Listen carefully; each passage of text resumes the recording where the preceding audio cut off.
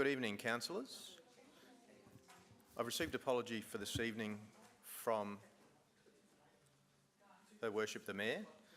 So as such, I'll declare the meeting open, and as the first item of business, I'll call for anyone that wishes to volunteer to be our acting presiding member for this evening.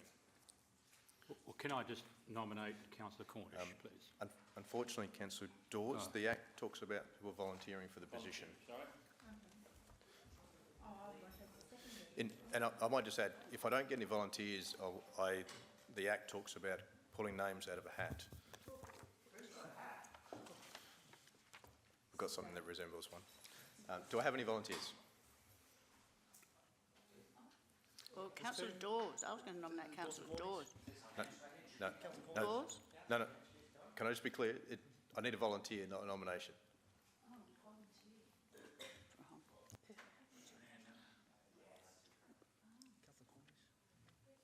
I think Councillor Dawes. Do I have any volunteers?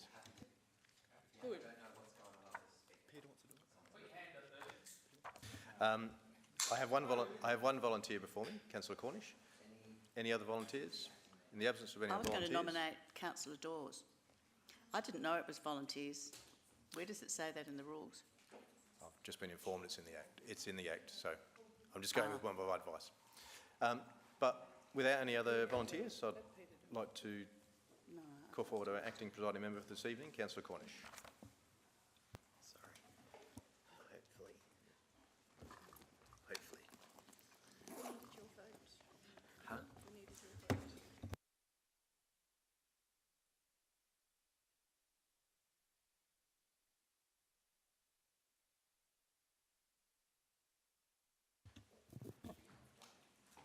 Just for anyone's reference, Mr. Spearman's just informed me it's section 3.14 of the Code of Practice. It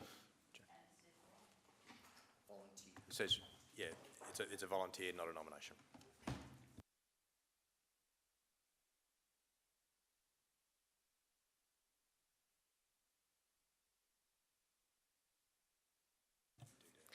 Thank you, everyone. The meeting has already been opened, and I'll move on to item 2. Please stand for the acknowledgements and announcements. We acknowledge this land that we meet on today is the traditional land of the Kaurna people, and that we respect their spiritual relationship with their country. We also acknowledge the Kaurna people as the custodians of the Adelaide region, and their cultural and heritage beliefs are still as important to the Kaurna people today. We pay respect to the cultural authority of Aboriginal people visiting or attending from other areas of South Australia and Australia. On behalf of the City of Burnside, I gratefully acknowledge and pay respect to all those who have sacrificed their lives for this country and its people. We also consider in our thoughts all those who today are being affected by war around the globe. We seek understanding and guidance in our debate as we make decisions that will impact on the lives of those who reside, study, work in and visit the City of Burnside. Grant us wisdom as we serve our community. Please be seated. Thank you, everyone. Emergency procedures. If there should be a fire or other emergency, the alarm will sound and you'll be asked to follow the directions of council staff. Please note that council meetings are being live streamed through the council's website and YouTube. Attendance and participation in the council meeting does not provide any council employees or members of the public protection from defamation in relation to behaviours or statements made. Individual opinions or statements made during the council meetings are not the opinions or statements of council. A copy of tonight's agenda is available on the council's website. Use of microphones and the queuing system. Members are reminded that if they intend to move, second, speak or ask a question during the meeting, they need to clearly indicate their intention by using the queuing system. It is important that members use their microphones appropriately so that those at home can hear. Mobile phones. Members are reminded that the use of mobile phones during the meeting is not permitted, and I ask you to turn them off or to silent. Public gallery. There's no one in the public gallery, so I don't need to go through that.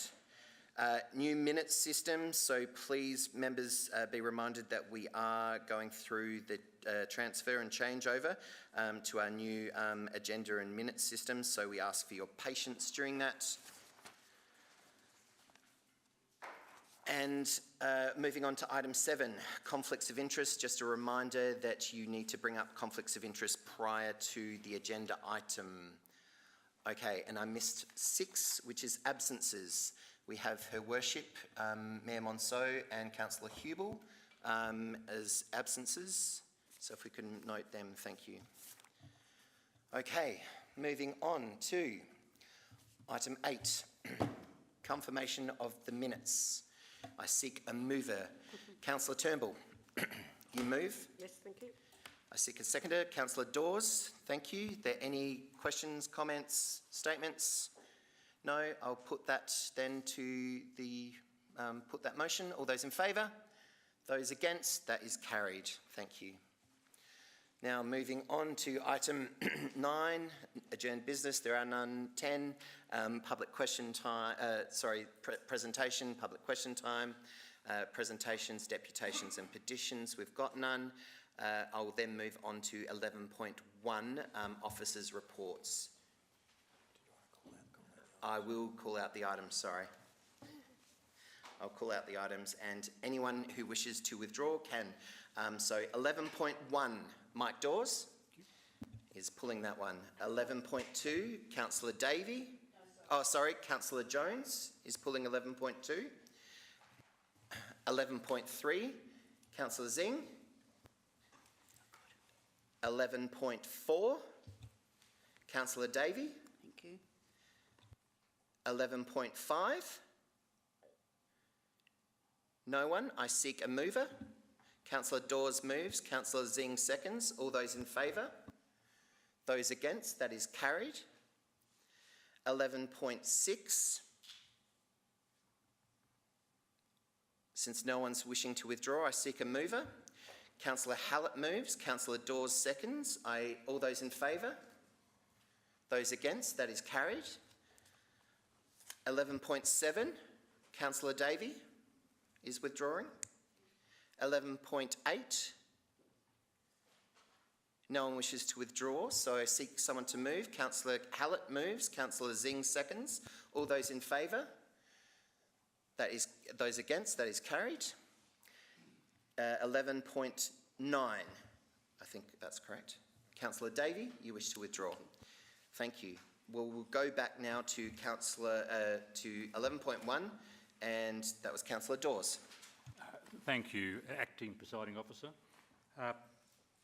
I wish to move the officer's recommendation, first of all, and I wish to follow that up with a question in relation to, through the administration, in relation to page 14, the motion that listed on page 14. And I think it's the first time that I have seen a division on a motion at the Audit and Risk. And the actual division was called by an independent member, which also, not necessarily a surprise, but it does concern me. I was just going to ask the administration that the independent member referred to part 3 of that motion, of which there are 4 subparts, A, B, C and D. Can the administration give me a better understanding as to whether it was all the parts or was it just A and B that the independent member was querying? Through Mr. Presiding Member, thank you for the question. Just to clarify, so the independent member was concerned about council managing its interest rate risk, and he felt that by moving away from the cash advance facility and moving towards 15-year fixed loans may in the future not be serving council's interests in terms of managing its interest rate risk, i.e. are interest rates going to go up or down?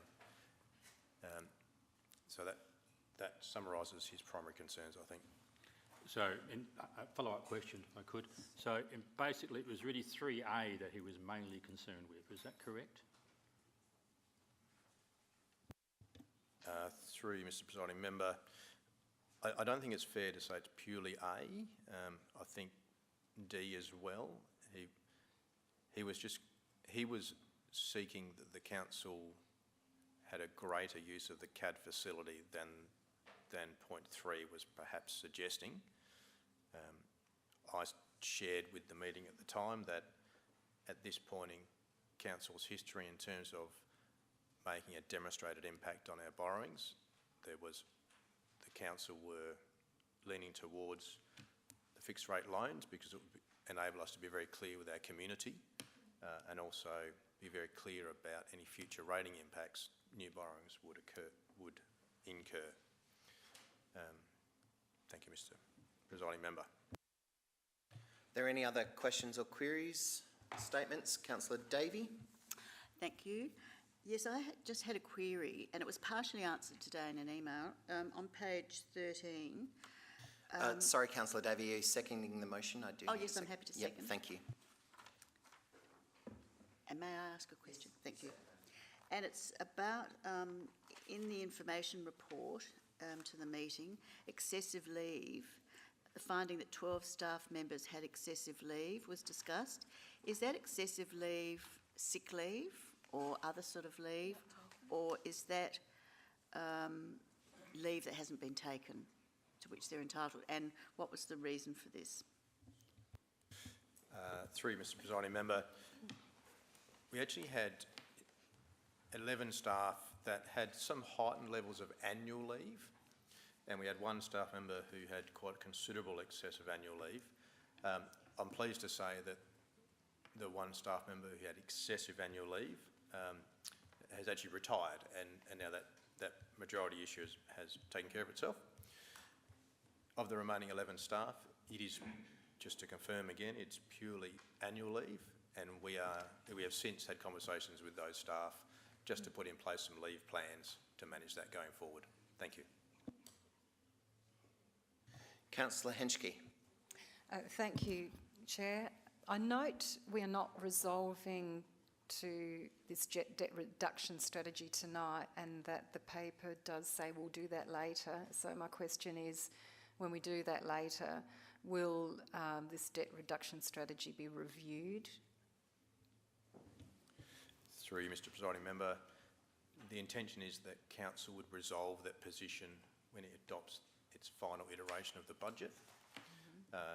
And obviously, like any decision of Council, it will be reviewed on an ongoing basis, but the intention is to certainly introduce a level of discipline around the way we manage our borrowings. Okay, thank you. Thank you.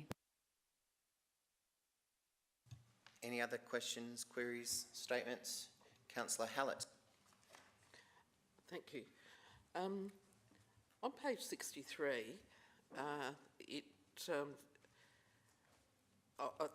page 63 is actually part of the plan. Anyway, it's page 63 in our agenda, but it's part of the annual business plan, draft annual business plan. Yep. And it says what the key challenges are for 24-25, and given that the key challenge to me is our debt and that we have to now address it, that's missing from here, and I think it should be in there. Thank you. I think that's probably best to be raised at that item number, not this item number. Oh, I thought it was an attachment to this. No, that's 11.2. So if you can raise that in 11.2, that'd be appreciated. Thank you. No, that's all right. Any other questions, queries? No? Are you happy to put the motion? I will put the motion. Those in favour? Those against? The motion is carried. Now moving on to 11.2, and that was Councillor Jones, I believe. Thank you. Yes. Now, I sent an alternate motion to the staff.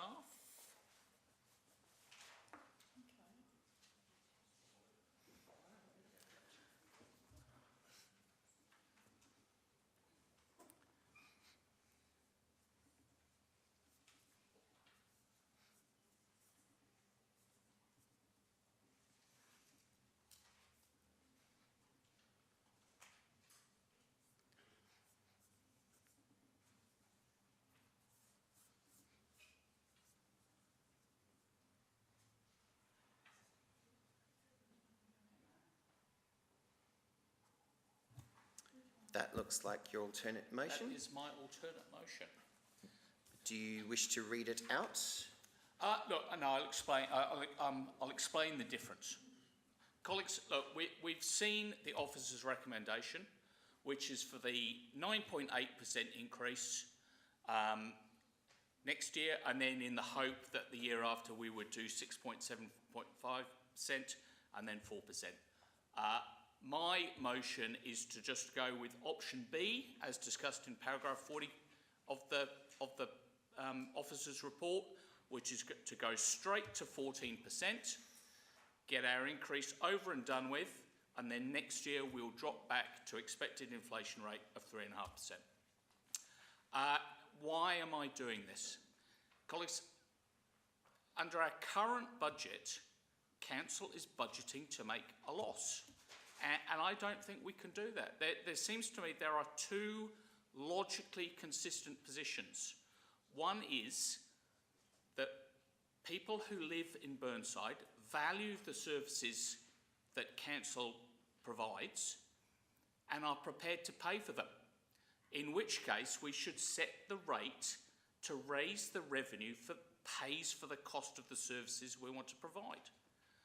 The other logically consistent position is to say, actually, we don't think that Burnside ratepayers are prepared to pay for the services that we're providing. In which case, the logical position is to say, we need to cut spending. We need to cut our cloth to suit our purse, and we should match our spending to what we think the rates that residents are prepared to pay. And that's a logically consistent position. Now, the fact is that I see no appetite to cut spending, which would entail cutting services, and therefore I think of those two, the logically consistent position is to increase rates by 40% so that the rates revenue covers our costs. What I think we can't do, and is inconsistent, is to say we don't think our residents are prepared to pay for the services, but we're going to provide them anyway, because that is totally illogical. It's basically saying, well, I want to do these things, but I don't think people really value them. Well, we need to be consistent. We need to have the courage of our convictions. Either people want what we provide and they need to pay for it, or they don't, in which case you have to cut spending. But we can't continue to provide services and not charge people for them, because that way leads to financial ruin. As we can see from the current budget, we need to borrow money to pay for recurrent capital expenditure, maintaining our roads, maintaining our footpaths. I don't think we should do that, so I hope you will support my alternative motion. Thank you, Councillor Jones. I seek a seconder of this motion. Councillor Davey, you wish to second this motion? Thank you, Mr. Presiding Member. So, I beg your pardon. Yeah. I won't take offence if someone refers to me as Madam Mayor, so just to let you know. Thank you. Thank you, Councillor Jones, for your motion. I actually support this. I think the 14% rate model, as has been outlined to us, I think it's really important that we implement repair of the budget and commencement of the repayment of our outstanding debt as soon as possible. The Audit and Risk Committee have undertaken a comprehensive review of the cost of doing business at City of Burnside and our long-term financial plan. I think this is an opportunity for us to consider and endorse a debt reduction strategy within the next year's budget and long-term financial plan. This proposed increase is not taken lightly in these challenging times, but I believe is within the capacity of our community to pay, because we are required to produce these services. This is what our community wants. We've been overcautious, I think, with at least our last two budgets, and have not kept sufficiently ahead to ensure operating surpluses. We realise we've been using debt to fund the budget, which is not sustainable. While a 14% rate rise may be a shock, it will assist us to balance our financial risks in the current climate, and I hope you'll support it so that we can maintain our viability and ensure our business, environmental and community initiatives can continue. Thank you. Thank you. Any other speakers on this motion? Councillor Harvey. Thank you. I too would like to thank Councillor Jones for this amendment. Council have kept rates at a minimum for the last 4 years. 2020, 2021, 0% rate rise. 2021, 22, 0% rate rise. 22, 23, 3.5% rate rise. 23, 24, 6% rate rise. This lack of increasing the rate rise cannot be sustained financially.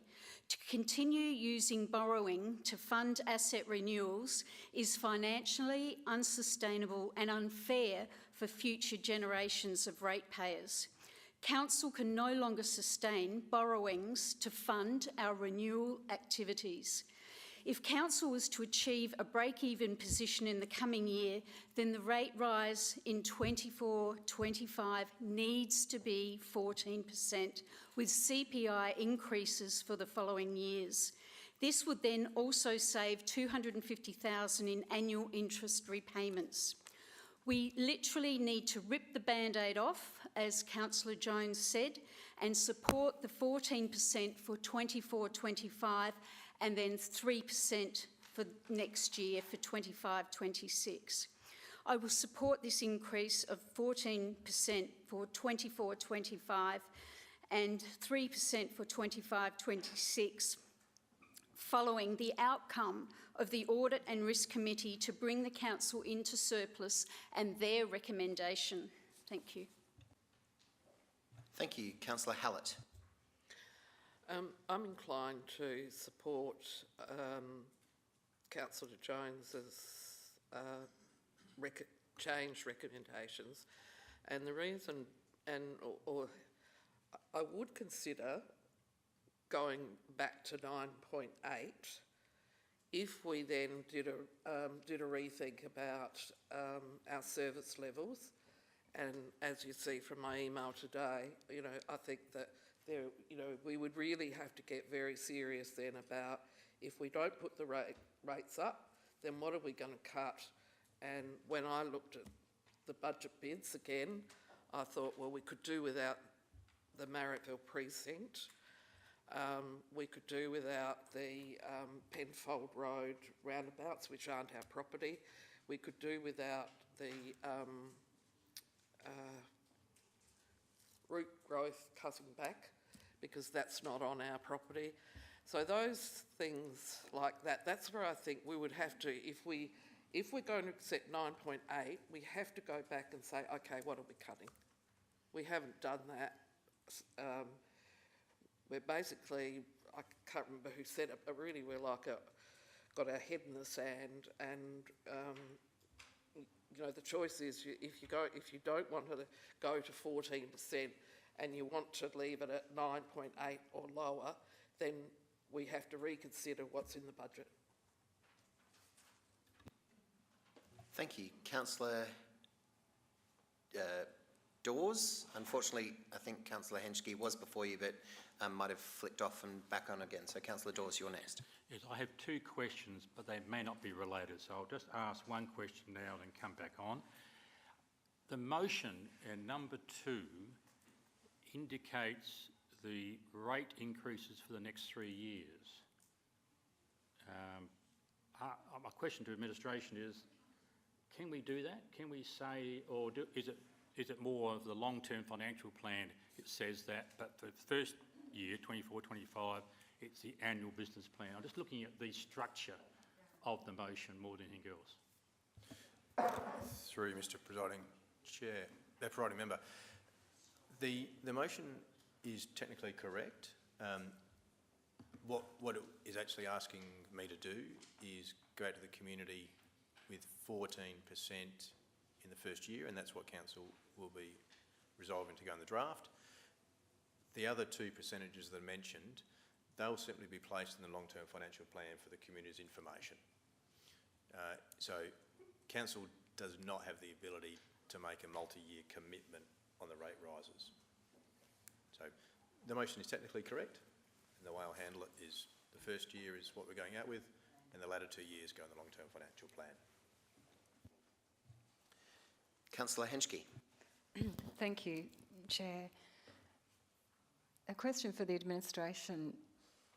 What was the intent or the sentiment of the Audit and Risk Committee in their statement that in consideration of the long-term financial plan that we include a significant rate increase in the range of 8 to 14%? They've met recently. Is the sentiment that they want us to do what Councillor Jones, his opinion is that it should be 14%? Or were they really suggesting a range and hence the officer's recommendation, which is 9.8? Thank you. I think to be fair to the independent members, sorry, through Mr. Presiding Member, to be fair to the independent members of the Audit Committee, they were effectively saying that council needed to make a substantial increase to its rates. Mm-hmm. They provided a range of 8 to 14, I think, to give council latitude on how they wished to deal with that. And as we've heard some of the opening remarks, the decision is it a multi-year approach, or do we look to deal with this issue in the first year and then not place any further rate increases on our community above CPI, for example. So I generally think the Audit Committee had an open mind, and they really were leaving that decision up to council. But their guidance, from my perspective, was saying that the absolute minimum you should be looking at is 8, but you certainly have these options open to you. Thank you. Councillor Dawes. Yes, so this is my second question. Can I just refer my colleagues to page 77 of your agenda papers, where it gives the changes in valuation of properties in all of our suburbs. There are 4 there which are quite high, four suburbs. The 4 suburbs being Erindale, Tulsmore, Linden Park, and there's one more, Leabrook. Now, my question to administration is that with the average increase being 4% and all of these suburbs being above 4%, this motion means that they would not be paying 14%, but up to 19% increase in rates for some suburbs. Is that a correct statement? Through you, Mr. Presiding Member, it is correct to say that across our community, not everyone will experience for example, the 14% rate rise that's before you now. It is correct that if your property has risen greater than the average, which is 4.21, you will experience a rate rise greater than what council adopts this evening. I can't quite talk about what the actual quantum will be, but it would be larger than the adopted figure that council this evening. In simple terms, I think you can extrapolate, as you said, Councillor Dawes, that I don't know if you could say it's a direct one-for-one correlation. No, on average. Yeah. But it would be higher than the number that's adopted this evening. Yeah. I can commit to. Councillor Turnbull. Thank you, Chair. I've thought about this long and hard since we had our workshop. I've dithered, actually. The residents will be less antagonistic to us if it's less than 10%. Sounds better. But when I looked at page 23 and saw that operating surplus result would be 257,000 if we did the 14%, I thought, whoopee, we'd be on the way up.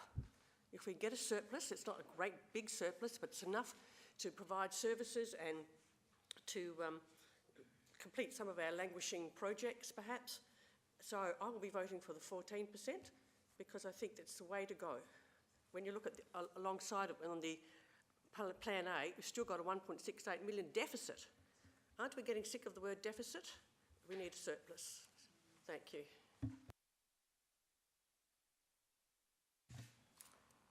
Councillor Jennings. Thank you, Chair. These rate percentages, when we start talking about double figures, it's getting a little bit terrifying for my neighbours and my community. But my community wants to see value for money. Well, if we're going to go double digits, we're going to have to front up to the media and we're going to have to sell it. If you want to live in Burnside, and we need value for money, and I'm not sure with all these budget bids that we're sticking to our core business and we're going off on a tangent. So I'm not going to support Councillor Jones's alternate motion. Thank you. Thank you. Councillor Hallett. I just wanted to go back to the point that I raised at the wrong time, which is on page 63. You do have to, you have to structure it in way of a question though, because you have spoken to the item. Oh. Is it possible that we could add budget reduction, debt reduction to the key challenges in the business and budget? Sounds like a question to me. Thank you. I'll certainly take it as a question, Mr. Presiding Member. I believe we can achieve that. I'll just have to work with our printers, but I think we can make that happen. And I'm certainly very comfortable with that comment being included. Thank you. Councillor Harvey. Thank you. I have a question, please. Would it be fair to say that an average increase would work out to around $5 a week? Thank you.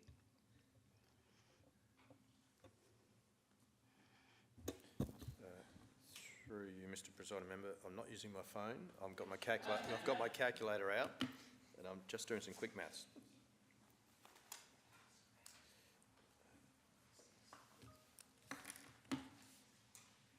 Oh, the team have helped me out. So through you, Mr. Presiding Member, I can provide an answer. At 14%, it would equate to $5.75 per week. I actually had some maths ready to talk about quarterly, if anyone's interested. $75 a quarter. That would mean. Thank you. Councillor Davey. Thank you. I have a question, if I may.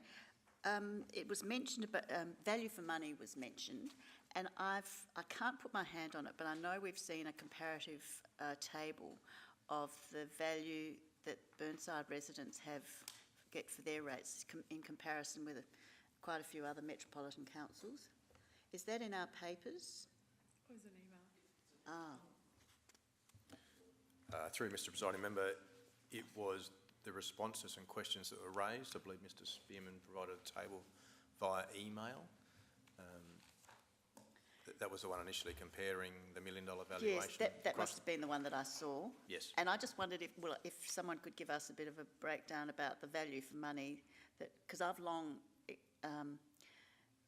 understood that we got really good value for our rates at Burnside in comparison with, talking about industry averages, which is the local government average, in comparison with a lot of other councils. Is that correct? Thank you. Just off the top of my head, reflecting on that table, what it showed was that if you looked purely at the rate in the dollar and looked at, for example, $1 million property in every metropolitan council across Adelaide, our rate in the dollar is actually quite low. And that is based primarily on the fact that our average value of our properties is quite high. But for example, if you run that logic out of, I think, the 19 on the table, we were number 18 and highest to lowest. So we were amongst one of the lowest rates in the dollar. When you compare that with what the average valuation is across those 19 councils, I think the city of Burnside sits about third highest. So what's occurring is many of our fellow councils have much lower median valuations. So for example, I think Playford, for example, their median valuation might be around $400,000. So they're having to have a much higher rate in the dollar to achieve the rating levels they are seeking. So I don't know if you can make a meaningful comparison, but that's certainly what the table was demonstrating, just those 3 points I just shared. Thank you. Thank you. Are there any, Councillor Wilkins? Just following up on this chart that was sent via email, through you, Mr CEO, Playford, Adelaide Hills, Onkaparinga and Unley have a fixed charge.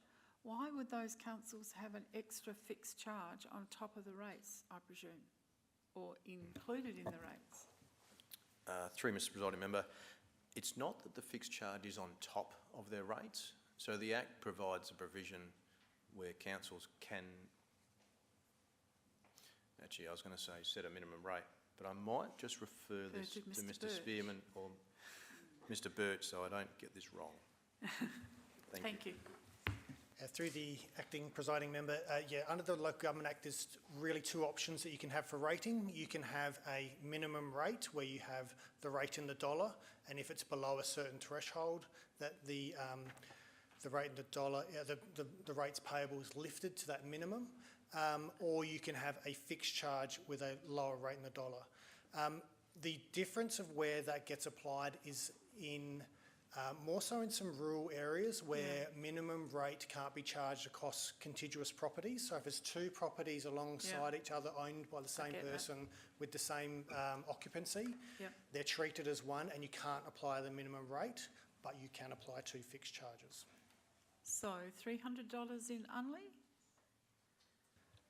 How do you explain that? Through the acting presiding member, I'm not sure of why they've structured their rating strategy that way. Each council, you have the option to do a rating review at any time you like and consider the options around what rating structure a council may wish to choose. I'm sure Unley did their research when adopting the current structure they have. Thank you.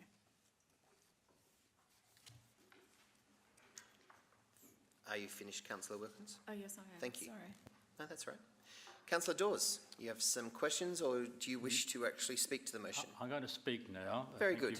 Thank you very much. Yes, it's obviously I'm not for this particular increase. A couple of comments for my colleagues. I do take into account what Councillor Heller has said. I think there's a lot of common sense in what she has said, and I think we may have to seriously look at that to avoid this very high 14% increase.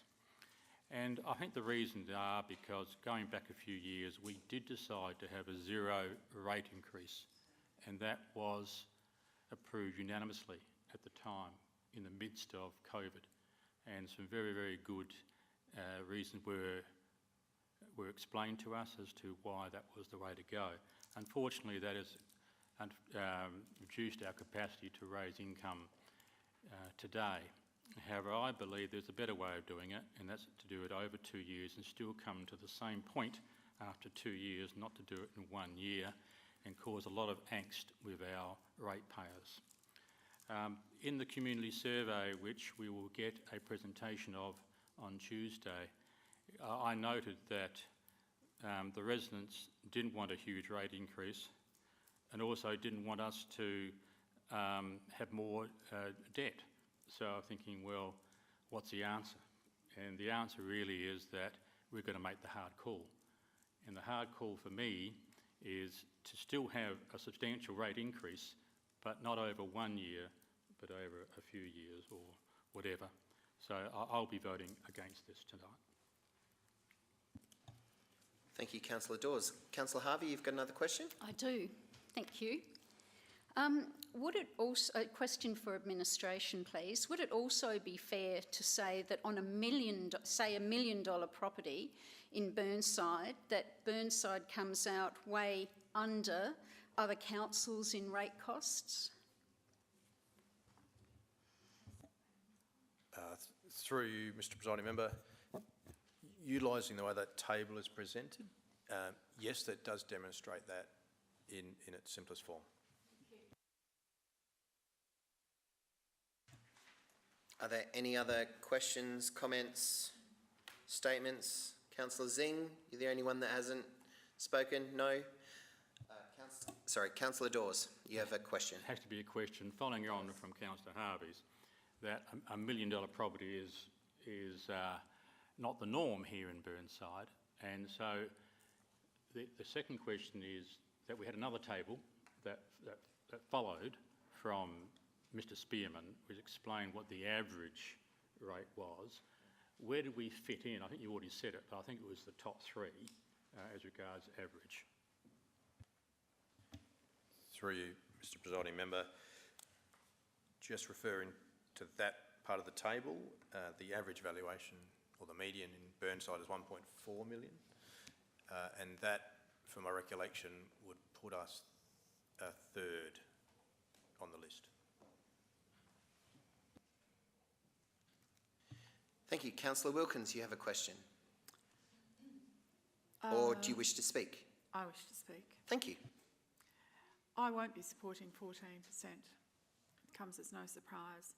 I cannot go to my community and say we're going to have a rate increase of 14%. I agree that we need to manage our debt, but we also need to be respectful of the residents that we represent.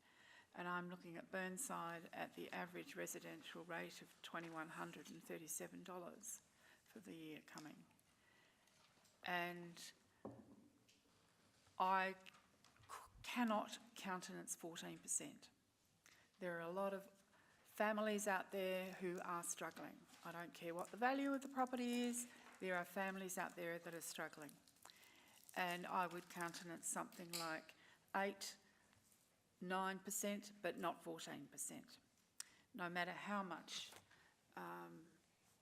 information is in the papers here, out there, that's what I will be doing. I'm just canvassing that now.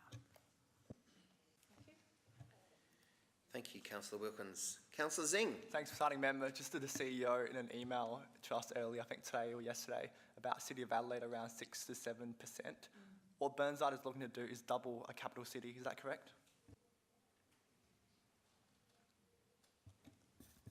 Through you, Mr Presiding Member, just reflecting on the figures from my recollection, I think they are looking to go out in the draft at 6.8, 6.9, and there's been some debate about whether they've got an ability to drop that a further percentage point. So if you look at that in just rough terms and call it close to 7, yes, you could argue that the proposal here this evening is approximately double. Councillor Henschke, do you wish to debate or question? Debate, thank you. Yeah.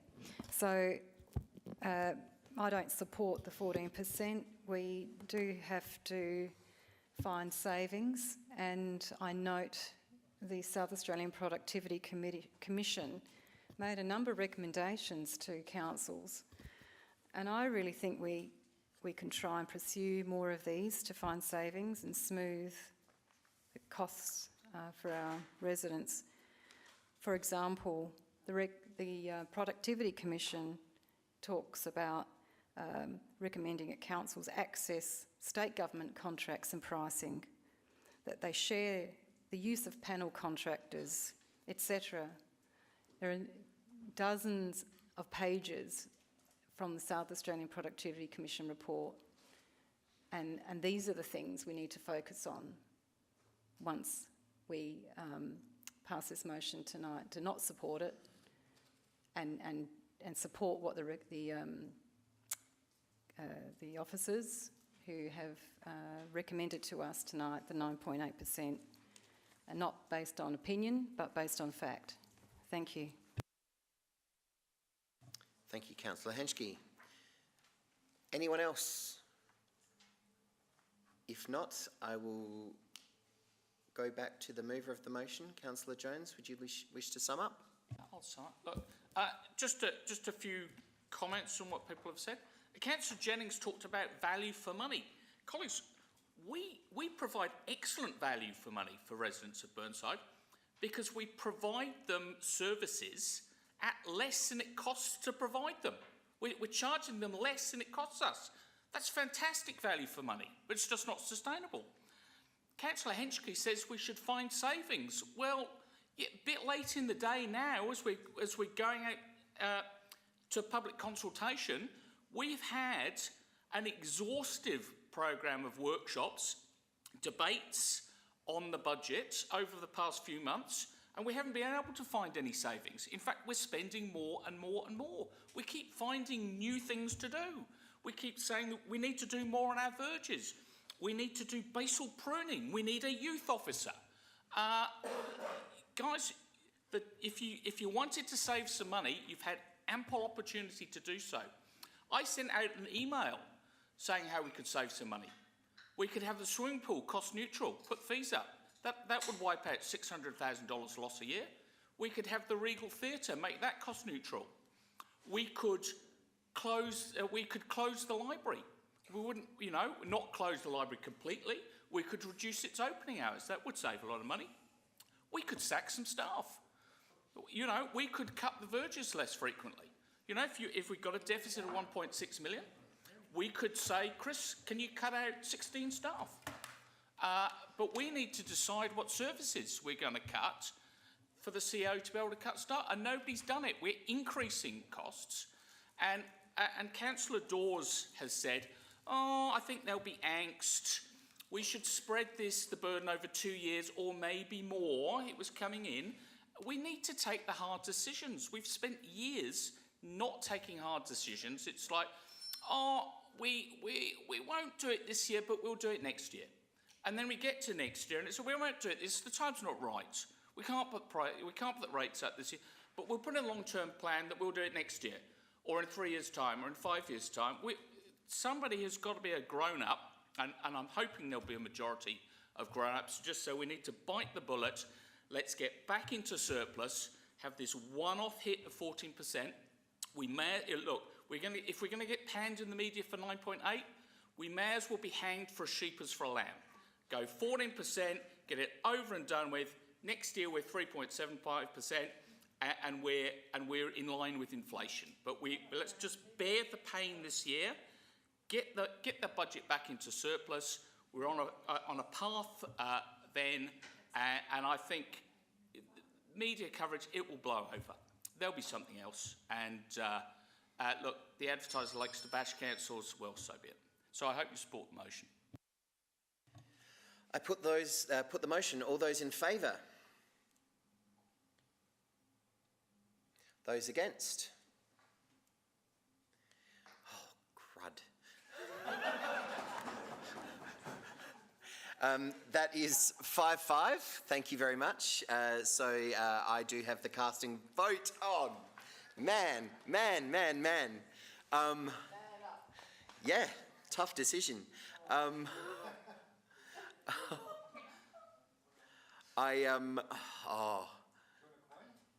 It really is almost a coin for me at this point in time. I can see both sides of the argument, exactly as Councillor Jones has put it. The fact that 9.8 is really quite high already. We will get aggravation about the 9.8 no matter what. Would 14% increase the level of aggravation. I also see the other side of the coin where governments are supposed to iron out these things over time. Governments aren't supposed to be run as a business and you have to make a profit every single year or a surplus every single year. And you look at the city of Onkaparinga, who's had 6 years of deficits. We certainly haven't been in that territory in this council. So I can see the benefits of either side. However, again, this is going out to consultation as well, and whether or not the community would actually provide us with the feedback. I'm still not deciding one way or the other, am I really?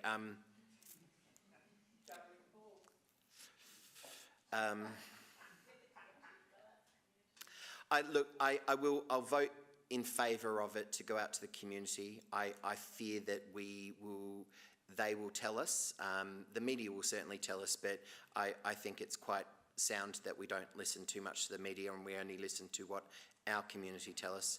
They probably will tell us to decrease it. In the previous years, we certainly have.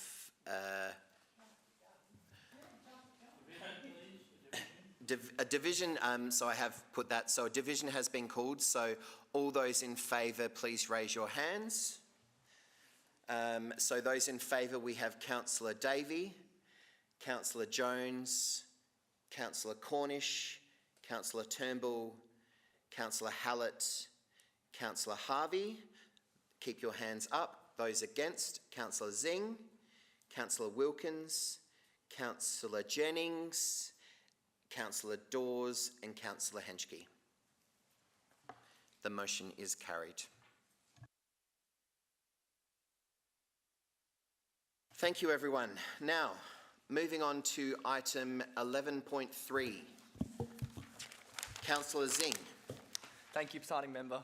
I've got an alternative motion similar to Councillor Jones previously sent through to Mr. Matt Spearman, if that wants to be brought up, and then I'll speak to it.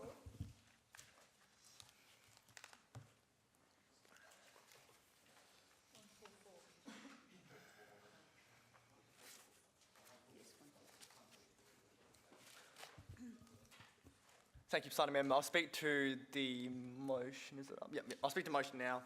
As we discussed the endorsement of the schedule of council fees and charges for the forthcoming 24-25 financial year, I thought it would be sensible to enhance our hard waste collection and outdoor dining regulations. Therefore, I'm hoping to propose two minor adjustments. Firstly, regarding hard waste collection, we advocate for the provision of one free hard waste collection per financial year, supplemented by a second collection at a subsidised rate. This initiative seeks to alleviate the burden on households while promoting responsible waste management practices. By making these collections more accessible, we empower people to contribute actively to the preservation of our environment. This initiative also underscores our commitment to providing tangible support to our residents. Many in other council areas either have centralised pickup times or additional at a very low charge. Also, the waiver for outdoor dining fees for only first-year cafe operators. This measure aims to hopefully incentivise more small business in our area. By attracting new small business owners will further increase local growth and activity. It is imperative that we nurture and support their growth. Hopefully this will attract further inbound SMEs and enrich our local area. Hopefully you all support. Thank you. Thank you, Councillor Zing. I seek a seconder for this motion.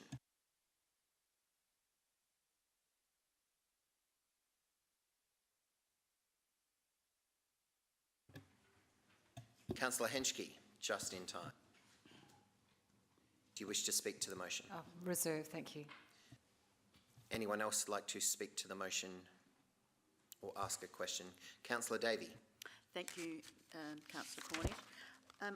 I'd be interested in the costings of this, please. What these changes would cost, particularly B, the outdoor dining one. Through you, Mr. Presiding Member. I've had the team have a look at this proposed motion that's before you, and in broad terms, the cost to council will be quite negligible. I've just got a message here I just need to look at. Quite difficult to quantify, but overall negligible, as only 1% of households took up the second hard waste collection historically. And then with businesses, we only have about 20 outdoor dining businesses within the city of Burnside. So we believe that the uptake of this motion would be quite small and therefore have no material impact on our fees and charges raised or expenses incurred. Thank you. Councillor Wilkins. I have a question. Re outdoor dining and creating an incentive for small businesses. to waive their outdoor dining fees, the owners of those small businesses, would they be residing in Burnside? Or would they be people who live in other council areas? Do we know? Would it not be best to provide an incentive for people who actually live and are resident in Burnside to give them that incentive to waive their outdoor dining fees is my question. Thank you. Through you, Mr. Presiding Member, I'm not in a position to provide commentary on most of what you said there, but I can provide the way the charging mechanism works at the minute, and it's based purely on whether the business is located within the city of Burnside. We don't take into account at this point in time whether they owners reside in or out of the city of Burnside.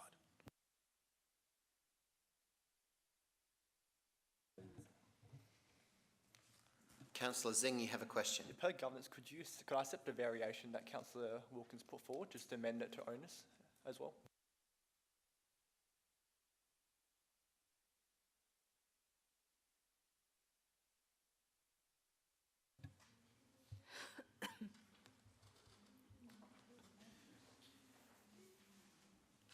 So if I'm trying to interpret your request, so in part B, you're considering after the word operators, so waiving outdoor dining fees for first-year cafe operators, perhaps in brackets, that reside in the city of Burnside, the owners of which who reside in the city of Burnside. That's what you wish to vary your motion to. I don't know. Through you, Mr. Presiding Member, if I can just provide a bit of commentary, thanks, perhaps help out. Given that we're probably at the most going to be talking about one or two businesses, the amount of work that will go into trying to ascertain where someone lives probably is going to be quite onerous.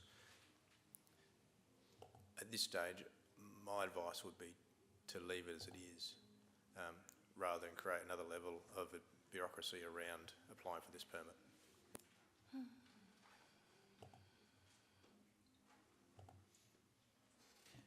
So are we currently leaving? Yep. Councillor Henschke, you have a question or you wish to? Yes, question, thanks. East Waste does the hard rubbish collection, and each council's different. What will be the price of the subsidised collection in the city of Burnside? Because I noticed in Norwood it's $52.50 at the moment. It's $75 for Burnside. But what is the subsidised value, please? Thank you. Through you, Mr. Presiding Member, if I just refer that to Mr. Spearman or Mr. Birch.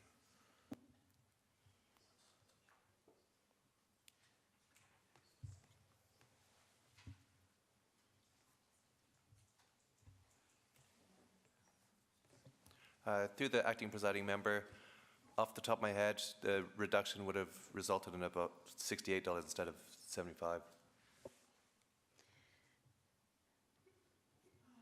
Does that answer your question, Councillor Henschke? Yes, and just follow up. Why isn't it the same as Norwood's additional bin collection, which is $52.50? Not bin, sorry, I mean hard waste collection. Thank you. Through you, Mr. Presiding Member, because that's the fee that we determined in terms of what the cost will be for our particular city council, rather than Norwood. We've all got some slight nuances between ourselves. Thank you. Councillor Hallett. I have two questions. First question relates to Part B, which is the waiving outdoor dining fees. What do we have any data on how many people are employed by cafes? Because businesses do provide employment opportunities for the city population. Through you, Mr. Presiding Member, I don't have that data easily at hand. However, I'll have a stab at an estimate. If there are 20 businesses, I'd imagine each business would have anywhere between 6 to 20 staff. So you could probably do the math there in terms of that. You know, there are some small cafes, some larger cafes, but they're probably in between that sort of zone in terms of, so it'd be a significant number. Okay, so therefore there's no real value whether they actually reside in the city. They're providing a benefit to the city, employment opportunities. Again, potentially. Yeah. Second question now, could I ask it? Thank you. In regard to the hard waste, it seems to me that, you know, it's bad timing because we've just made an extremely difficult decision about our rates, and now we're again considering, you know, providing an additional service. So my concern is how much is this going to cost us to do the second collection? I just think given that we've just made the decision about 14% rate increase, that this is just really poor timing to then now consider increasing our services. So it's around a $7 discount that we're providing through this motion, and 1% of properties, which is 21,000 properties in the city of Burnside. So $7 multiplied by 200, so that's what, 1,400 or 14,000? Sorry, I might be missing a zero there. $1,400 in total. Yep.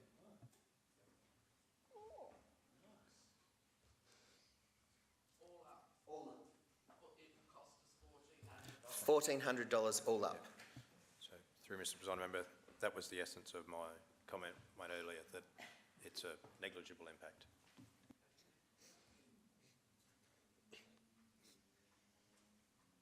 Sorry, Councillor Davey. Thank you. Mine was essentially along those lines, and thank you, Mr. Providing Officer. In terms of outdoor dining, can you actually tell me how many new businesses there are, applications each year, and how many of them are cafes? And what does it mean? What does the permit mean? Because it says it's application displaying of goods per annum and trading of goods per square metre per annum. That's how it's quantified with a $57 fee. So how does this is on page 158 in the schedule. I just don't understand how. We'll go and grab that answer for you. Thank you.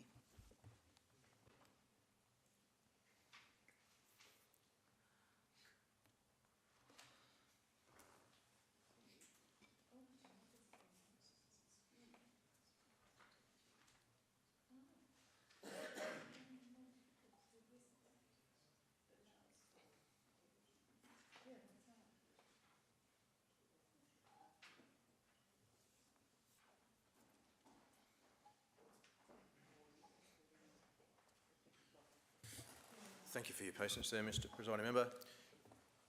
Just talking to Mr. Cooper, we only have 20 outdoor dining venues across the city now, and we actually don't have any data on how many new ones we've had in any one given year, but it is extremely low because those 20, from my recollection, have remained quite static. And just to clarify a bit about the cost in the fees and charges, the cost, when you apply for a permit, you indicate how large an area you require for your outdoor dining area, and then that fee per square metre is applied. Councillor Jones. Dare I say, here we go again. Not 2 minutes after we've just voted to have an eye-wateringly high 14% rate increase, and people have said we should be saving money. What do? Go and spend more money. Look, I know it's not very much, but there's got to be a principle.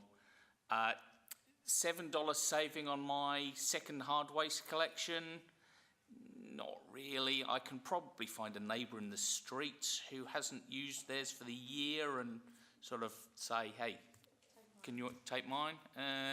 And 20 restaurants with outdoor dining, and we're offering it to new businesses.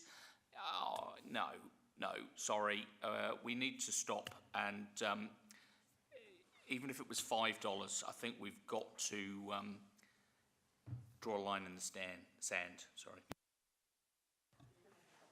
Thank you, Councillor Jones. Any other questions, comments, statements? If not, I will go back. Councillor Henschke, you did reserve your right to speak. Oh, thank you. Yes. Did you wish to speak? Yes, briefly. Okay. Thank you. Norwood gives you 2 hard rubbish collections for free. Prospect gives you 3. We do charge a premium for that second one. You know, it is right to bring it down, just to tweak it, and it's not a big deal to do that. And with outdoor dining, there are so many businesses that do change hands in the city of Burnside. Whilst there's just only 20 of them, there are always cafes that change hands, and it does help them start up and create that sense of community in areas. I think this is helpful, very helpful for the first year cafe operators, and I thank Councillor Zing for raising this. I've seen many cafes opening and shutting in my ward, and it's really sad sometimes to see them go. Sometimes they go for other reasons, but I have heard cafe owners say, we just can't afford, it's just really cutting into our earnings, the footpath, the rental they have there, and then there's the bollards question as well, that kills them off too. But this is a good step forward, so thank you, Councillor Zing. Thank you. I actually do have a question that Councillor Henschke sort of spurned in my head, if I could ask of the administration. If a cafe owner does change hands, but the permit's already there, will it be considered the first year of operating, or because it's been operating previously, it doesn't get that first year even though the owner's changed? Does my question make sense? Yeah, certainly does, Mr. Presiding Member. Well, can I refer that to Mr. Cooper? I'm sorry? The owner. Okay. So they would get a first year if the owner does change? That's my understanding of it, yes. Okay, thank you. Any other comments? I'll go to Councillor Zing. Councillor Zing, if you'd like to sum up. Thank you, Presiding Member. I'm hoping both of these proposed minor amendments will lead to the betterment. For the hard rubbish collection, I hope it will further echo our commitment to sustainability practices and also ease financial burden on our residents. The second half is about supporting our local economy and welcoming new ideas, new cafes and new startups in our area. I hope you all support. Thank you. I put the motion. All those in favour? And those against? The motion is lost. Councillor Dawes. Yeah, can I move the officer's recommendation, please? Councillor Dawes wishes to move the officer's recommendation for 11.3. Do you wish to speak to it? Councillor Davey, you're seconding the motion? Councillor Davey has seconded the motion. Does anyone wish to speak to the motion? No? I'll put the motion. All those in favour? Those against? The motion is carried. Moving on now to 11.4. Councillor Davey. Thank you, Councillor Cornish. I'm happy to move in accordance with the recommendation that Council receives and notes the finance end of month report for March 2024. And I just had a question, if I may, which is on page 165, and it relates to depreciation of road and stormwater assets, and it talks about how we've conducted a scheduled comprehensive re-evaluation of the assets, as this is recorded from the notes. The full year depreciation has increased significantly due to substantial change in the unit rate applied to these assets. So how did this come about, and did this eventuate? I'm sorry, I don't understand why we needed another review, or was this just part of a normal review Yep. of road and stormwater assets? So, through Mr Presiding Member, thank you for the question, Councillor Davey. It's very pertinent because it actually applies to our draft budget. So, Council, under its accounting requirements, has a requirement to revalue its assets periodically. The time had come through for these particular assets, and what we found when they do the revaluation, they have regard for what is it going to cost you to maintain those assets in the future. Now, with all the inflationary pressures that have been upon us, particularly with construction materials, that those inflated costs have to be embedded in the future maintenance costs, or in this case, also reflected in the depreciation cost. So it's certainly not something that we wanted to do. We have to go through a periodic revaluation, but in essence, it's reflecting the true cost of maintaining our assets, which have been bumped up because of these inflationary pressures. Thank you. I seek a seconder. Councillor Dawes, do you wish to speak? Reserve. Thank you. Anyone else wish to speak to this motion? Any questions to this motion? If not, Councillor Davey, you happy if I put the motion? I put the motion. All those in favour? Those against? It is carried. Moving on to 11.5. The urban forest asset. No, that one's been done. Sorry, 11.7. Sorry, I moved here so quickly I couldn't get my pen out to make a record of them. So, thank you. Councillor Davey, you've got 11.7. Thank you very much. I'm happy to move in accordance with the recommendation and thank the CEO for this report. The one thing that wasn't clear to me in the report was what Resilient East is doing within Eastern Regional Alliance. I couldn't find any information on the Resilient East and how that's linked to any other projects that we're doing. Through Mr Presiding Member, that's a fair point. I actually just referred broadly to what they're undertaking. I'm actually happy to provide the elected members with a summary of that as a question on notice, so that you're fully informed. I seek a seconder of the motion. Councillor Zing, do you wish to speak or reserve? Reserve? Brilliant. Thank you. Anyone else wish to speak, ask a question on this motion? If not, Councillor Davey, you happy if I put it? I put the motion. All those in favour? Oh, sorry, Councillor Hallett, you just got in there. Yeah, no, she did have the button pressed. When I looked over, the red light was on, so I do apologise. It's a question. Just a quick question, thank you. Question. Sorry, everyone. And it's point 19 on page 239. ERA plans to publish a statement of achievements. When would we be likely to receive that? Because I think what's missing from this report is the evaluation, or the actions and the evaluation of, because it's sort of more motherhood statements rather than what's actually being rolled out. Through Mr Presiding Member, happy to provide some comments on that. One of the things that the ERA group became acutely aware of is when they're initially formed, they did set in the very early days some very specific KPIs about things they wanted to achieve. Over time, they've realised that it may have been slightly unrealistic to expect that all councils would come on board for every particular initiative. So it then became very difficult as a group as a whole to hold themselves accountable to those KPIs. What they're now looking at doing, and if I can refer you to points 6 and 8, no, 6, 7 and 8, I'm sorry, they're actually choosing to have the overarching principles in place, sustainable environment, strong communities, prosperous economy, quality built environment. And when things come to the table, they'll be compared back to these initiatives. So they're not actually going to predetermine initiatives up front.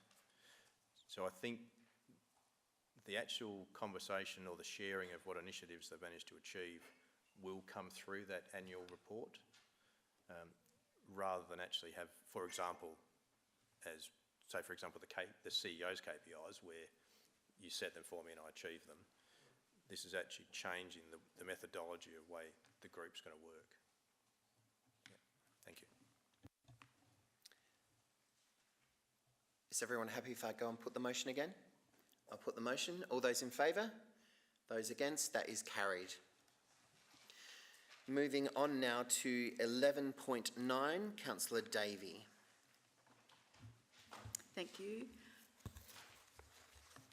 I'll move in accordance with the recommendation as written on page 245, all 3 points.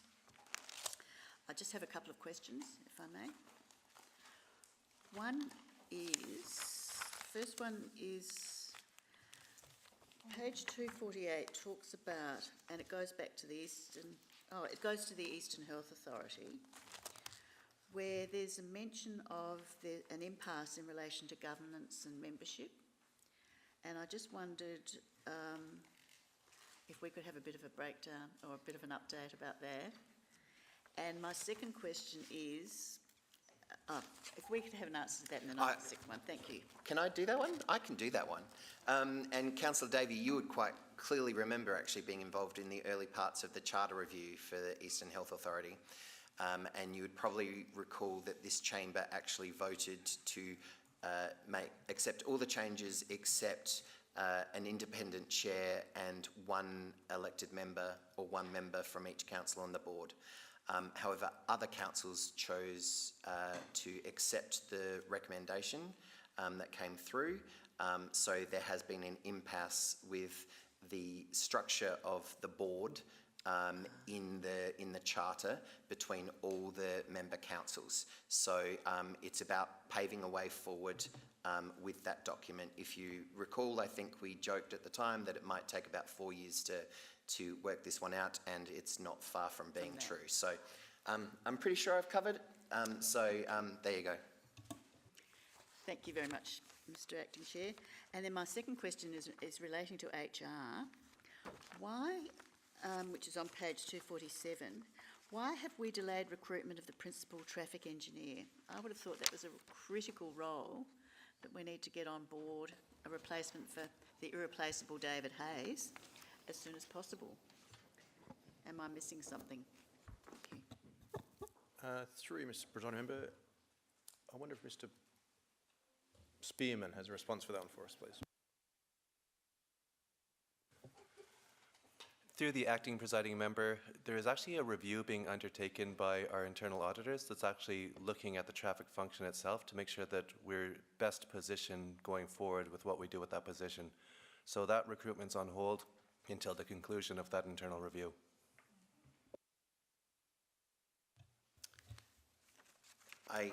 You've asked 2 questions, Councillor Davey. I do have to seek a seconder first before we can actually, sure. So if you could turn your microphone off and I'll seek a seconder. Councillor Henschke, you wish to second this motion? Yes, and can I have a quick comment? You comment, or you wish to speak to it? Yep, speak to it. Just item 18, I wanted to note for the benefit of the chamber and residents that the consultation for the precinct plans and traffic management plans for Rose Park, Dulwich, Tyrwhitt Gardens, and I think with Fruiville, Anglanunga in this, but there was very, very successful community engagement on that. So I thank the administration. I believe it's something like over 500 residents engaged with that piece of work, which was excellent. Thank you. Do you wish to ask your follow-up questions, Councillor Davey? Thank you, yes. I was fascinated to know that there's a review of the functions of road and traffic management.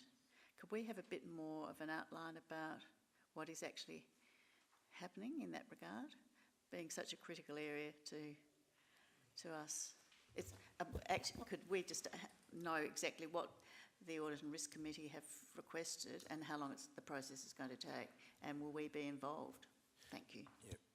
Through you, Mr. Presiding Member, this has nothing to do with the Audit and Risk Committee. This is more about me determining whether it's the appropriate structure going forward for us. But I'm happy to take it on notice and give you more details, give all the elements more details. Any other questions, queries, statements? Councillor Davey, are you happy if I put the motion? I put the motion. All those in favour? Those against? Councillor Wilkins was in favour, I presume. Thank you. That is carried. Brilliant. Now, we move on to item 13.1. Councillor Turnbull. Thank you, Acting Presiding Officer. Now, I move this motion with the intention that our council progresses to a meeting on a monthly rather than fortnightly basis. Therefore, I'm proposing a trial period for this change in order for us to evaluate whether or not less frequent meetings would be more efficient in us conducting our council business. So there's not a motion for a permanent change, but a trial period to assess the value of this idea. Our current council is now well into its second year of operation. As those of us who've served previous terms are aware, the then state government made a very significant change to the local government regulations, whereby in this current council, we've been required to attend very many extra workshops and training sessions, often 2 per week. Many of these are mandatory. It certainly was an overload of information and meetings. They've been of some importance, but it's obvious that the workload on the elected council members has been greatly increased, as has the workload of council staff who've had to organise, prepare and present most of these sessions. My arguments for the 6-month trial are essentially two saving, human cost and financial cost. Regarding the human cost, there are 2 elements here. One is the potential savings to be made with respect to us as council members, some of whom have full-time responsible jobs and also serve on committees, which commits them to another evening meeting. I really don't know how you do it. The other potential saving to be made is with respect to council staff. The administrative burden would be cut by half in terms of preparing, reviewing agendas, thus allowing the reallocation of time for several administrative officers, report writers, directors and the CEO to deliver on council business, customer requests and strategies, as opposed to being tied up with the continual cycle of preparing for, debriefing and responding to post issues after council meetings. We've just agonised over rate increases, so we can show our residents that we too as a council will endeavour to cut costs. Reduce the number of council meetings would be a starting point.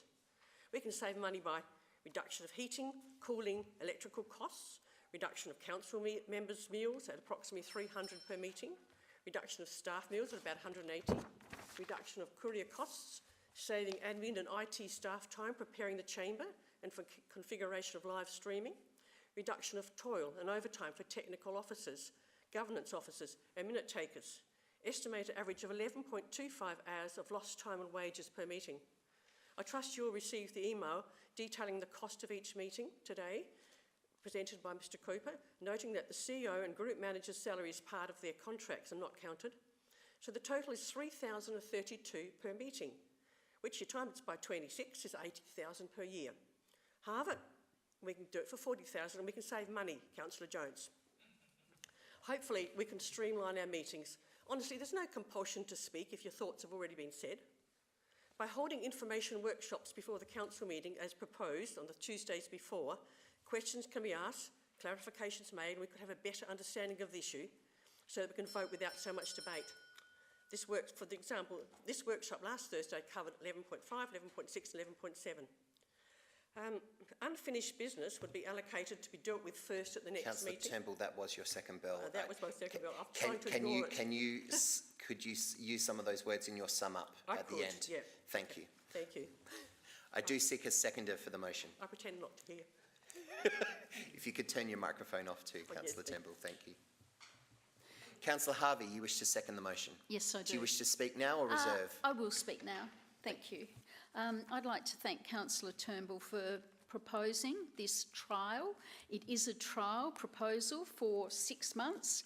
6 councils, including Norwood, Payneham, St Peters, Unley, West Torrens, Prospect and Walkerville all have one meeting a month, and they manage. So I feel we should give this a fair go. If it doesn't work, then we resort back to 2 meetings a month. But I certainly think that the added bonus of big savings by proposing this trial is a winner. We need to be focusing on the important issues of council and giving this support rather than directing unnecessary time and getting distracted by focusing on the very small issues which we seem to get bogged down with. As Councillor Turnbull said, we will have a saving of around $40,000 a year, so this can go towards something else within council. I see this trial proposal as a positive and will support this motion. Thank you. Thank you. Councillor Dawes. Yes, thank you, Acting Presiding Member. Yes, Officer. What I wanted to highlight for my fellow councillors is this is the fourth change over the last few years that we've made to help council be a decision-making body, and I thought I'd just go through them because they've all been effective, and what we're talking about here is a trial just to be absolutely sure that it will work in the future. The first change we made, I can't remember how many years ago, was we used to be able to speak for 5 minutes, and we cut it back to 3 minutes. We were worried about that at the time. What it taught us was to be very succinct in our messaging at the meeting, and even though we were a bit worried, it has helped run the council meetings far better. That was the first one. The second one, and I'm saying this for Councillor Hubel, who's not here tonight, but we did decide, because he kept saying to us over the last 5 years, that we should be able to speak to an amendment, and we have changed it only recently to provide a minute, extra minute for you to speak to an amendment, and we did that last meeting, I think, if I can recall. The third one, which I think has been the best one, is through the CEO, we have increased the time of our briefings and workshops from 1.5 hours to a maximum of 2.5 hours. So, as Councillor Turnbull has said, we had some difficult issues to debate tonight, but it was all hands up, hands down, because we did discuss these complex matters in a workshop or in a briefing in such a manner that it was very convivial. Right? There was no pressure on us as to how many questions that we would like to ask, but it helped us understand them a lot better. So I do understand that council meetings is a more formalised environment in which to ask questions, but I think this will make us more effective in the long term. And my last comment for Councillor Jones's opinion here is that it's saving us money. So I thought he'd be very happy with that. Thank you, Councillor Dawes. Is there any other comments or questions regarding this motion? Councillor Davey. Thank you, Mr Presiding Member. Thank you, Councillor Turnbull, for your initiative with this motion. I've had to think long and hard about it because we don't need to be reminded that council meetings are the foremost decision-making part of council. It's where all the big decisions are made. And they're our capacity to make these decisions is, I think Councillor Dawes has pointed out quite a few of them, but it's dependent on many factors such as the quality of the reports, the preparations in workshops and information sessions we've had in terms of information, and our discipline as well in preparing for council, doing the yards in reading the papers and familiarising ourselves with the projects. I'm still torn between the fact that we need the opportunities, because this is a democratic forum and we need to be able to raise motions on notice, ask questions and raise issues as our constituents raise them with us and they become apparent to us. But I'm very happy and prepared to give it a trial and to see if we can, because of all the improvements we have made, if we can manage one meeting a month. I am a bit worried about how late they might go, whether we should perhaps start earlier. But I'm not so worried about the cost savings, because I think the costs go into preparation of the reports and all the work of the staff. There's a few ancillary ones, such as one less meal being provided and things like that. But the staff still need to produce reports but don't need to attend on the night. So I'm happy to give it a go, and I certainly thank Councillor Turnbull for raising the issue. Thank you, Councillor Davey. Councillor Jennings. Thank you, Presiding Member. I was 6 of one, half a dozen of the other about this, and listening to the comments around the table, I think this trial is probably worth a go. This year has worked magnificently with having the information sessions, lining up just before the council meeting, so everything's fresh in our heads, and we've got all the relevant information to go with. So I'm going to vote that we move forward with the trial of one meeting a month. Thank you. Thank you, Councillor Jones. Councillor Turnbull, I see what you're doing. You're wedging me. But it won't work. It's a bad idea. Look, I'm not one to speak when I don't need to. So don't blame me for prolonging the meetings, because I don't think it's me. But we have got the same amount of work to do regardless. We've got the same number of officers' reports will need to be considered. Hey, I'm happy if we have a meeting every 2 weeks and it's finished by 8:30.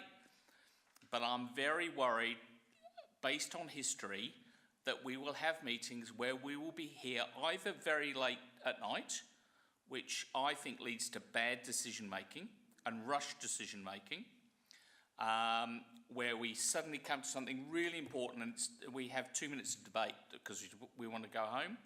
I don't think that's a good idea. Or we won't get through things. Look, we've had a good run. I think the CEO's done a good job of only bringing issues to us that we really need to talk about. But, you know, one meeting a month, yeah, you get a few motions on notice. People turn up from the community because they're interested, and we do those motions on notice first. We're not starting on officers' reports till 9 o'clock. And then we've got till 10:30, and we do that once a month. I'm just not convinced that it's a good idea. The trial, 6 months? Well, that's like an eighth of the life of the council. That's quite a long time to be doing a trial. You know, if you did a trial for a couple of months, I'd still vote against it, but at least that would be a trial. I don't think 6 months is a trial. I think 6 months is an attempt at a permanent change. So regrettably, it's a no from me. Thank you, Councillor Jones. Councillor Henschke. Thank you, Chair. I've got a question. The cycle for the agenda publishing at the moment is such that it comes out on a Thursday night, Friday morning, and there's Friday's a business day, Monday, and then Tuesday, and the council meeting. And if this is a once-a-month meeting, will we be publishing the agenda before a Thursday night, for example, so that we give the community a longer period of time to have that agenda? Thank you. Through you, Mr. Presiding Member, it's certainly something that I've turned my mind to, and I've had a conversation with the staff that compile the agenda and put it all together. The commitment I would give at this point in time is we would endeavour to certainly get it out as early as we can, but I don't want to make a hard and fast commitment that I can always achieve that. But certainly as part of the trial, I think it's something we should monitor. Should this get up, should I say? We should monitor that and also have that as part of perhaps the report that comes back to determine how often we managed to produce it, for example, a day earlier for yourselves and our community. Thank you. Can I speak now? So, thank you. My intent is that we do always focus on the community, the residents, that they are given as much time as possible to be ready if they need to do a deputation, understand the agenda, etc. Because at the moment it is a bit tight anyway. And certainly with the once a month meeting, there may be, yes, lots of motions on notice. It could be quite a busy meeting. But I do see significant savings, and over a long-term financial plan, if this is successful, we're talking about quite a lot of money, $40,000 a year as an annuity. So, and there are other costs in there that really, when you look at the breakdown, the detailed cost breakdown that we got today, it's really quite surprising how all these things add up. The cost of photocopying was quite a lot, the cost of each meal, there was some media costs every time. It was really quite enlightening. So I do welcome any cost savings we can find. Thank you. Councillor Wilkins. Thank you, Mr. Presiding Member. I will be supporting Mr. Jones here. I don't support this. I'm sorry, Councillor Turnbull. I think back to the times when I first came on council, and we had very late meetings, and I see this happening all over again if we go to one meeting a month. I think we deal with matters very succinctly and pertinently and very timely when we have two meetings that actually have been finished. I've been amazed at how early we finish meetings here in this council session over the last 2 years or 18 months. There hasn't been really late meetings. I do support 2 meetings a month. We then deal with matters in a timely manner.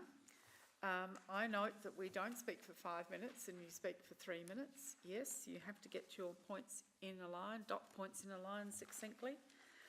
And we have plenty of opportunity with I think our training has been good for us, quite frankly, in getting the detail and hearing about it firsthand in a relaxed meeting, in a workshop, not in a formal meeting. It does help one's understanding of the matters that we're dealing with, which are increasingly becoming more complex each year. So, no, I won't be supporting the trial. I'm sorry. Thank you. Thank you, Councillor Wilkins. Councillor Wilkins' statement did raise a question for me. Can the administration confirm that we are not changing our code of practice and that meetings will continue to stop at 10:30 unless this council decides by resolution to extend it up to a maximum of 30 minutes, which would be 11 o'clock is the end time of the meeting? We're not proposing a change to that, right? Through you, Mr. Presiding Member, that is correct. Thank you. Any other questions or queries in relation to this motion? Councillor Davey. Thank you, Councillor Cornish. You just raised a question to my mind. Aren't we actually amending the code of the procedures at meetings by actually changing this, making this, if we make this decision tonight? Doesn't this mean that we are amending the procedures at meetings code? Through you, Mr. Presiding Member, I might get Mr. Spearman just to provide comment. Through the acting presiding member, no, it's not a change to the procedures at meetings, so it's not a change to that document. You can resolve this. You can make this happen without making a change to the procedures. Yeah. I'm pretty certain it is because it's a trial. Very well worded motion, I think. Any other questions, queries, comments? Councillor Turnbull, would you like to sum up? Thank you very much, Presiding Member. There's many ways to streamline the meetings, and so we could work it out. The questions, for example, questions are answered by staff and circulated to all council members. That makes a lot of difference. So we read it up before, it's there, and we don't have to ask quite so many questions in the meeting. And the risk that the monthly meetings would go too long, as our presiding chair said, And we finish at 10:30 with an allocation of 2 lots of 15 minutes. So unfinished business would be allocated probably to the next meeting, dealt with first, and maybe if there's a backlog, we'd hold a special meeting, but only if necessary. And the survey shows that most metropolitan councils are coping quite well, 6 out of 9 of them are anyway, with this. A major consideration is that admin will have more time to focus on satisfying council resolutions and completing projects rather than focusing on reports or fortnightly meetings. And the additional Tuesdays each month will allow flexibility for urgent matters, workshops and training if needed. But the big advantage also is a better work-life balance for both staff and the council members. So would one meeting a month be a good move for Burnside Council? Can we streamline our meetings with efficient use of time? Let's trial it and see. So I ask for your support on this one. It's a trial, by the way. Thank you. Thank you, Councillor Turnbull. I put the motion. All those in favour? Those against? The motion is carried. And quite clearly, it needed me not to be a part of it to get over the line, since I've tried this so many times in the past. So congratulations, Councillor Turnbull. Absolutely. Sorry about that. Could I seek leave of the meeting to have a 10-minute break before we go into confidence? Hands up for leave of the meeting if you're okay with a 10-minute break. No? Well, we don't need it. We'll go straight through. Okay. We'll move on to item 15.1. I seek Councillor Dawes. You wish to move us into confidence. Thank you. Councillor Wilkins, you wish to second that? I do. Councillor Wilkins seconds that. Anyone else wish to debate moving into confidence? Have we just lost quorum? No, we haven't. I'll put the motion. All those in favour of going into confidence?